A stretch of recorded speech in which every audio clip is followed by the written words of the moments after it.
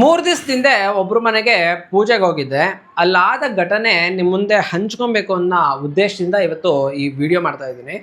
ಪೂಜೆ ಎಲ್ಲ ಆಗಿ ಇವತ್ತಿಗೆ 3ನೇ ದಿವಸ ಆಯಿತು. ಇವತ್ತು ಕಲಶವನ್ನು ವಿಸರ್ಜನೆ ಮಾಡೋಣ ಅಂತ ಮತ್ತೆ ಹೋಗಿ ಅದನ್ನೆಲ್ಲ ಅಲಂಕಾರ ತೆಗೆದು ವಿಸರ್ಜನೆ ಮಾಡಿ ಬರೋವಂಥ ಸಮಯದಲ್ಲಿ ಅಲ್ಲಿರುವಂಥ ಹೂವು ಮತ್ತು ವಿಳೆದೆಲೆ ಹಣ್ಣುಗಳನ್ನೆಲ್ಲ ಒಂದು ಕವರ್ಗೆ ತುಂಬಿಟ್ಟೆ. ಯಾಕೆಂದರೆ 3 ದಿವಸ ಆದಮೇಲೆ ತುಂಬ ಒಣಗೋಗಿರುತ್ತೆ, ಹೂಗಳು ಚೆನ್ನಾಗಿರಲ್ಲ, ಕೆಲವೊಂದು ಹೂವು ಬೂಸ್ಟ್ ಬಂದಿರುತ್ತೆ. ಸೊ ಅದನ್ನೆಲ್ಲ ಒಂದು ಕಡೆ ತುಂಬಿಟ್ಟು ಚೆನ್ನಾಗಿರೋದೆಲ್ಲ ಅವ್ರಿಗೆ ಸೈಡ್ಗಿಟ್ಟು ಕೊಟ್ಟಾಗ ಅವ್ರು ಹೇಳಿದ್ರು, ಇದನ್ನ ಬಿಸಾಕೋದು ಬೇಡ, ಇದನ್ನ ಹಾಗೆ ಕವರಲ್ಲೆಲ್ಲ ತುಂಬಿಟ್ಬಿಡಿ ಒಟ್ಟಿಗೆ, ನಾನು ತೊಗೊಂಡೋಗಿ ನದಿಗೋ ಅಥವಾ ಸಮುದ್ರಕ್ಕೋ ಬಿಟ್ಬಿಡ್ತೀನಿ ಇದನ್ನ ಅಂತಂದ್ರು.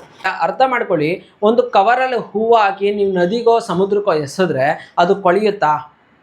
ಅಲ್ಲಿರುವಂಥ ಜಲಚರಗಳಿಗೆ ತೊಂದರೆ ಆಗಲ್ವಾ? ಮೊದಲನೇದಾಗಿ ಕವರೇ ಪ್ರಕೃತಿಗೆ ಹಾನಿಕಾರಕ.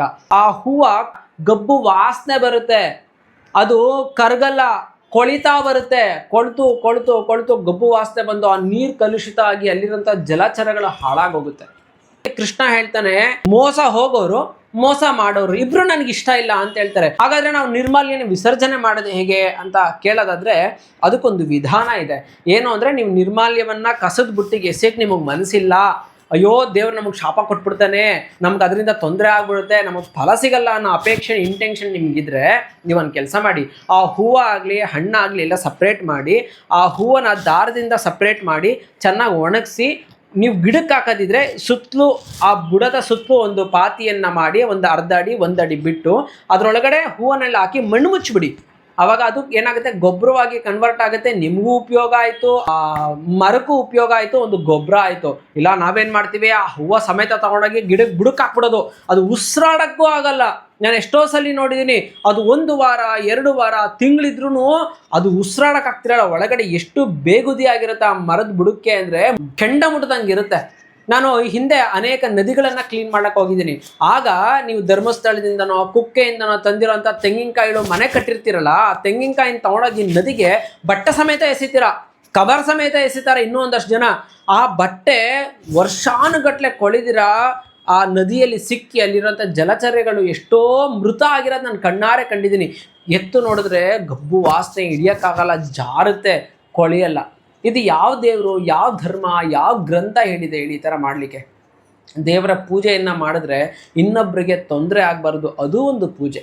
ಮುಂದಿನ ದಿನಗಳಲ್ಲಾದರೂ ಈ ನಿರ್ಮಾಲ್ಯ ವಿಸರ್ಜನೆ ಮಾಡಬೇಕಾದ್ರೆ ಪ್ರಕೃತಿಗಾಗಲಿ ಇನ್ನೊಬ್ರಿಗಾಗಲಿ ತೊಂದರೆ ಕೊಡದಂತೆ ಅದನ್ನು ವಿಸರ್ಜನೆ ಮಾಡಿ. ಎಷ್ಟೋ ಜನ ನದಿಲಿ ಹೋಗ್ಬಿಟ್ಟು ಸ್ನಾನ ಮಾಡಿ ಆ ಬಟ್ಟೆನ ಹಂಗೆ ಬಿಟ್ಟು ಬರ್ತಾರೆ. ಯಾವ ದೇವರು, ಯಾವ ಧರ್ಮ ಗ್ರಂಥಗಳು ಹೇಳಿದೆ ಹೇಳಿ? ಇಷ್ಟೆಲ್ಲ ಮಾಡೋಕ್ಕಾಗಲ್ಲಪ್ಪ, ನನಗೆ ಕಷ್ಟ ಆಗುತ್ತೆ ಅನ್ನೋದಿದ್ರೆ ನೀವು ಒಂದು ಕವರಲ್ಲೇ ತುಂಬಿಟ್ಟು ನೀವು ಪ್ರತಿನಿತ್ಯ ಹೆಂಗೆ ಕಸವನ್ನು ಬರೋವಂತಹ ಗಾಡಿಗೋ ಎಲ್ಗೋ ವ್ಯವಸ್ಥಿತವಾಗಿ ನೀವು ಕೊಡ್ತೀರಾ, ಅದೇ ಜಾಗ ಕೊಡಿ. ಏನೂ ಪಾಪ ಇಲ್ಲ, ಏನೂ ದೋಷ ಇಲ್ಲ, ಎಲ್ಲವೂ ಕೂಡ ಎಲ್ಲೋ ಒಂದು ಕಡೆ ಉಪಯೋಗ ಆಗುವಂಥದ್ದು. ಉಪಯೋಗ ಆದರೆ ಒಳ್ಳೆಯದು, ಅಲ್ಲಾದರೆ ಒಂದು ಕ್ರಮಬದ್ಧವಾಗಿ ಉಪಯೋಗ ಮಾಡಿ ಅದನ್ನು ಯಾರಿಗೂ ತೊಂದರೆ ಇಲ್ಲದಂತೆ ವಿಸರ್ಜನೆ ಮಾಡ್ತಾರೆ. ಇಡೀ ಜಗತ್ತನ್ನು ದೇವರ ಮಕ್ಕಳು ಅಥವಾ ಇಡೀ ಜಗತ್ತು ದೇವ್ರದು ಅಂತ ಇಟ್ಕೊಳ್ಳಿ. ಆ ದೇವರು ಅನ್ನೋದಕ್ಕೆ ಭಾರತದಲ್ಲಿ ಅನೇಕ ಡೆಫಿನೇಷನ್ ಇದೆ. ನಿಮ್ಗೆ ಹೇಗೆ ಬೇಕೋ ಕೊಟ್ಕೊಳ್ಳಿ, ನೀವು ಹೇಗೆ ಬೇಕೋ ಆ ಕಲ್ಪನೆ ಮಾಡ್ಕೊಳ್ಳಿ. ಅವ್ನಿಗೇನು ವ್ಯತ್ಯಾಸನೂ ಆಗಲ್ಲ, ಅದು ಸುಳ್ಳು ಆಗಲ್ಲ.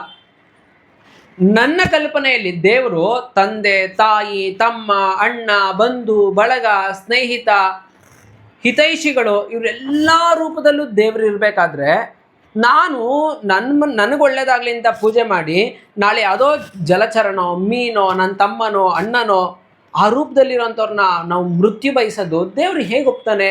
ಇನ್ಮುಂದಕ್ಕಾದರೂ ನೀವು ಯೋಚನೆ ಮಾಡಿ ಇಂತಹ ವಿಸರ್ಜನೆಯನ್ನು ಮಾಡಿ ಅನ್ನೋದಷ್ಟೇ ಇದನ್ನು ಒಂದು ವಿನಂತಿ. ಧನ್ಯವಾದ. ಶ್ರೀ ಚರಣ ಸೇವಕ.